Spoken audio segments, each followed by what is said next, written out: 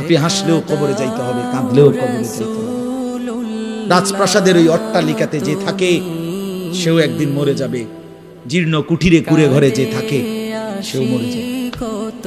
জীবনে যে কোনোদিন সুখ দেখে নাই, দুঃখের সাগরে তারও মৃত্যু হবে। জীবনে যে কোনোদিন দুঃখ দেখে নাই, সুখের সাগরে ভাসছিল, তারও মৃত্যু হবে, সেও মরে যাবে।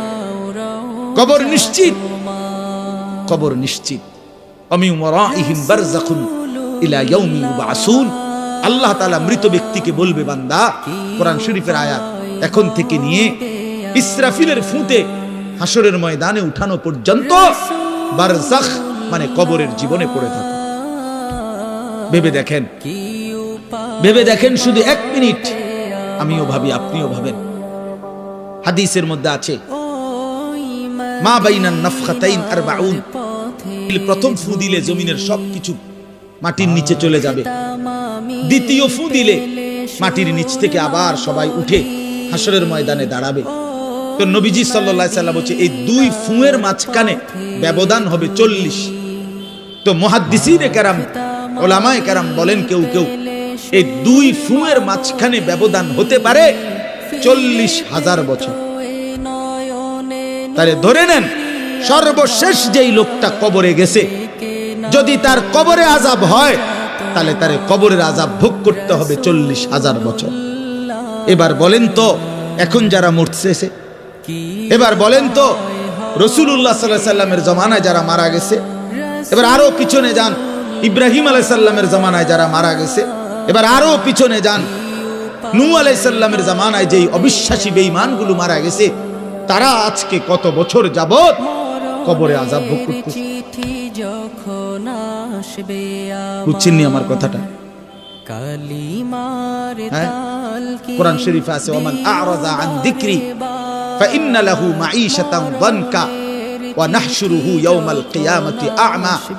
আল্লাহ বলেন, আমার শরণ থেকে যে মুখ ফিরায় নিল, আমার বন্দিগি, আমার ইবাদত, আমার হুকুম পালন, আমি তার জীবন করে দেব সংকীর্ণ, এবং তার হাসরের ময়দানে উঠাবো অন্ধ।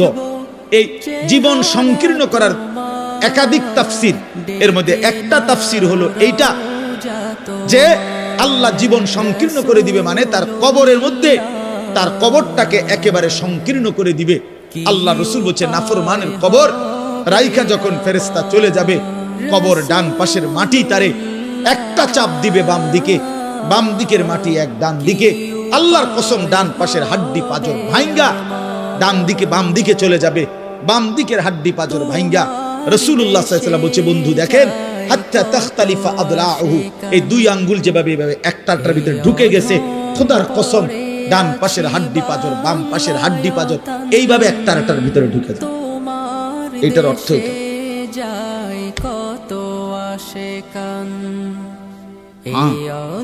রাসূলুল্লাহ সাল্লাল্লাহু আলাইহি সাল্লাম একদিন হযরত বারা ইবনে আযিব রাদিয়াল্লাহু তাআলা আনহু থেকে বর্ণিত, নবীজি একদিন এক সাহাবীর জানাজা পড়তে গেছেন। জানাজা পড়তে গিয়ে খালি কবরের সামনে কিছুক্ষণ দাঁড়াইছেন। তখনও উনারে কবরে রাখে নাই, জানাজাও পড়ায় নাই। নবীজি আগে গিয়া কবরটার সামনে দাঁড়াইছে। হযরত বারা ইবনে আযিব বলেন, আমরা নবীজির সাথে ছিলাম। আল্লাহর নবী সাল্লাল্লাহু আলাইহি সাল্লাম কবরের খালি এই কবরে দেখা অঝরে কাঁদতে শুরু করছে। আমরা সবাই সাহাবীরা নবীজির সাথে কাঁদতে শুরু করলাম। অনেকক্ষণ কাইদা নবীজি চোখের পানি মুইছা আজীব কথা বলছে নবী। রাসূলুল্লাহ সাল্লাল্লাহু আলাইহি সাল্লাম সাহাবীদেরকে লক্ষ্য করে বলছে, ইয়া ইখওয়ানি লিমিসলি হাদা ফাআইদ্দু, আমার বন্ধুরা, আমার সাথীরা, এই কবরে যাওয়ার জন্য তোমরাও রেডি হও। ফাআইদ্দু, তোমরাও প্রস্তুতি নাও। অচিরেই তুমি আমি সবাই এই কবরেই পৌঁছে যাইতে হবে। রাসূলুল্লাহ সাল্লাল্লাহু আলাইহি সাল্লাম বলছে, প্রিয় বন্ধু আমার, জওয়ান সাথী আমার, সামান্য এই কয়েকটা দিনের জওয়ানি নষ্ট না করা, নষ্ট না করা, কোনোভাবেই নষ্ট না করা। তো এই জন্য বললাম, এই সূরা মুলক, এটা আল্লাহ তাআলা অত্যন্ত ফজিলতপূর্ণ একটি সূরা। রাসূলুল্লাহ সাল্লাল্লাহু আলাইহি সাল্লাম বলছেন, এটা কবরের আযাব থেকে রক্ষা করবে। এই সূরা নিয়মিত তাফসীরের মধ্যে আমি নিজে পড়ছি, তাফসীরে কুরতুবীতে আছে। আল্লাহর নবী সাল্লাল্লাহু আলাইহি সাল্লাম বলেন, লাওয়াদিতু, নবীজি বলেন আমার দিলের আশা, আমার দিলের তামান্না, আমার উম্মতের প্রতিটা মুমিন তার কলিজার ভিতরে, তার জবানে এই সূরা মুলক থাকুক, সূরা মুলক থাকুক। অর্থাৎ রাসূলুল্লাহ সাল্লাল্লাহু আলাইহি সাল্লাম বলতেন আমার প্রতিটা মুমিন বান্দা উম্মত যেন এই সূরা মুলক তেলাওয়াত করে, যেন কবরের আযাব থেকে রক্ষা পায়। নবীজি 5 ওয়াক্ত নামাজের পরে, আল্লাহর কসম ভাই, এখানে অনেক ওলামায়ে কেরাম আছে, আপনি জিজ্ঞাসা করুন, নবীজি 5 ওয়াক্ত নামাজের পরে, সরদারে দু আলম নবীর তো কোনো গুনাহ নাই, তিনি নিষ্পাপ, তিনি তো জান্নাত উদ্বোধন করবেন। আনা আউয়ালু মান ইয়াকরাউ বাবাল জান্নাহ, নবী বলছে আমি সেই মুহাম্মদ যে প্রথম জান্নাতের দরজা আমি নাড়বো, জান্নাতের কড়া নাড়বো আমি মুহাম্মদ। ভিতর থেকে ফেরেশতা বলবে আপনি কে? আমি বলবো মুহাম্মদ। ফেরেশতা বলবে আনতাজিরুলাক, আমি তো আপনার অপেক্ষাই করছিলাম, আপনি আসবেন বলেই তো অপেক্ষায় ছিলাম, আপনি উদ্বোধন করে দিলেই তো বাকিরা ঢুকবে। তো সেই নবী যিনি জান্নাত উদ্বোধন করবেন, তিনি 5 ওয়াক্ত নামাজের পরে ভাইয়া প্রতিদিন তিনি যেই কথাটা দোয়া করতেন, এর মধ্যে একটা দোয়া এটা, আল্লাহুম্মা ইন্নী আউযু বিকা মিন আযাবিল কবর ওয়া মিন ফিতনাতিল কবর ওয়া মিন ফিতনাতিল মাসীহিদ দাজ্জাল ওয়া মিন ফিতনাতিল মাহইয়া ওয়াল মামাত। আল্লাহ আমি কবরের আযাব থেকে পানাহ চাই। নবীজি নিজে বলতেন, নবীজি নিজে বলতেন। প্রিয় ভাই, বাবা আমার, চলেন সবাই নিয়ত করি, নিজেকে গুনাহ থেকে বাঁচানো দরকার, নিজের আল্লাহর নাফরমানি থেকে বাঁচানো দরকার। আল্লাহ তাআলা বলেন, ইন্নাল্লাযীনা ইয়াখশাউনা রাব্বাহুম বিল গায়ব, আমি আল্লাহকে না দেখে, আমার কথাগুলো আখিরাত সম্পর্কিত, এগুলোকে না দেখে যারা আমি আল্লাহকে ভয় করে, আখিরাতকে ভয় করে, জাহান্নামকে ভয় করে, কবরকে ভয় করে, আল্লাহ বলেন, তাফসীরের মধ্যে লিখছে ভয় করে মানে হলো গুনাহ বর্জন করে। কোন ব্যক্তি আল্লাহকে ভয় করে, খোদার কসম এই কথার অর্থ হলো গুনাহ ছেড়ে দেয়। যে গুনাহ ছেড়ে দেয় সে আল্লাহকে ভয় করে, যে আল্লাহকে ভয় করে সে গুনাহ ছেড়ে দেয়। কোন নাফরমান আল্লাহকে ভয় করে না, আল্লাহকে ভয় করলে গুনাহ করতে পারে না। বুঝেন নাই বাংলা কথাটা? এটা কাগজের এই পিঠ ও পিঠ, কাগজের এই পিঠ ওই পিঠ। এই পিঠে যদি লেখা আছে আল্লাহর ভয়, তো ওই পিঠে লেখা থাকবে গুনাহ বর্জন। যে গুনাহ ছেড়ে দেয় সে অটোমেটিকলি আল্লাহকে ভয় করে, যে আল্লাহকে ভয় করে সে গুনাহ বর্জন। এজন্য তাকওয়ার অর্থ আল্লাহর ভয়, এটার প্রথম অর্থ হইল গুনাহ বর্জন। মান খাশিয়ার রহমান, আল্লাহকে ভয়, এটার প্রথম অর্থ গুনাহ বর্জন, গুনাহ বর্জন। আমার শায়েখ আল্লামা মুফতি মুশতাকুন নবী সাহেব সব সময় চিল্লায় মাহফিলে, অনেক সময় আহাজারি করে বলে যে বাপ, গুনাহ আগুন, গুনাহ আগুন, গুনাহ আগুন। প্রতিটা গুনার পিঠে, ওই পিঠে আগুন আছে। নারীর প্রতিটা বেপর্দা দৃশ্যের মধ্যে খোদার কসম আগুন জ্বলে। ওই সিনেমার নর্তকীর শরীরে আগুন জ্বলে, ওই নায়িকার শরীরে আগুন জ্বলে, মোবাইলের ওই অস্থির ছবির মধ্যে আগুন জ্বলে, মদের আড্ডায় আগুন জ্বলে, জুয়ার আড্ডায় আগুন জ্বলে, সুদের টাকায় আগুন জ্বলে, ঘুষের টাকায় আগুন জ্বলে, বেপর্দা নারীর শরীরে আগুন জ্বলে। ওইটা রূপ না, ওইটা আগুন, ওইটা জাহান্নাম, ওইটা জাহান্নাম।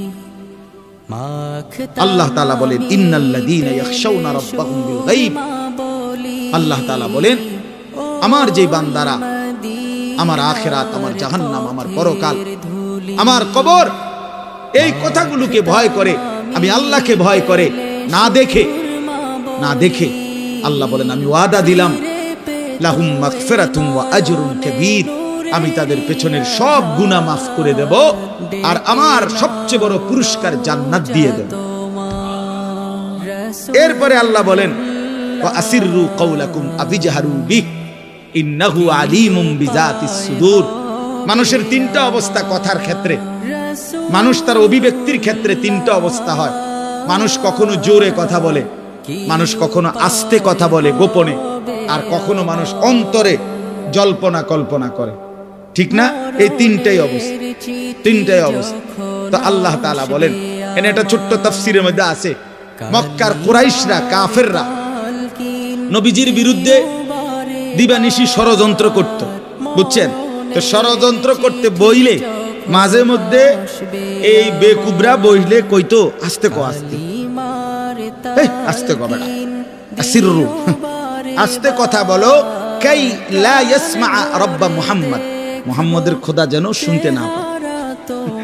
শুনলে কি অসুবিধা হইব? হেরাই বলতো শুনলে জিবরাইলের কাছে কইয়ে দিব, হে আবার মুহাম্মদের কাছে এসে কইবে, একবারে ফেঁসে করবে। হ্যাঁ, তাফসীরের মধ্যে আছে। আল্লাহ তাআলা বলেন, হায় হায় রে বেওকুফ, কি বললি, কি ভাবলি, আল্লাহরই চিনলি না, আল্লাহকেই চিনলি।